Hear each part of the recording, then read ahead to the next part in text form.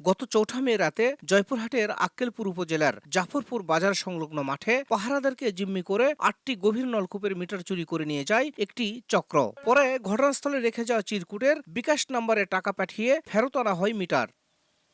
চলতি বছর জয়পুরহাটের বিভিন্ন মাঠ থেকে ৩৫টি ট্রান্সফরমার ও ৯টি মিটার চুরির ঘটনা ঘটে। চুরির পর একই উপায়ে অর্থ হাতিয়ে নিচ্ছে চক্রটি। ভুক্তভোগীরা বলছেন, টাকা দিয়ে মিটার উদ্ধারের পর আর সংযোগ দিচ্ছে না পল্লী বিদ্যুৎ সমিতি। এতে ধান কাটার আগে সেচের অভাবে ফসল নষ্ট হওয়ার শঙ্কায় তারা। লোহার রড দিয়ে আমরা খাঁচা তৈরি করে তালা চাবি দিয়ে রাখি।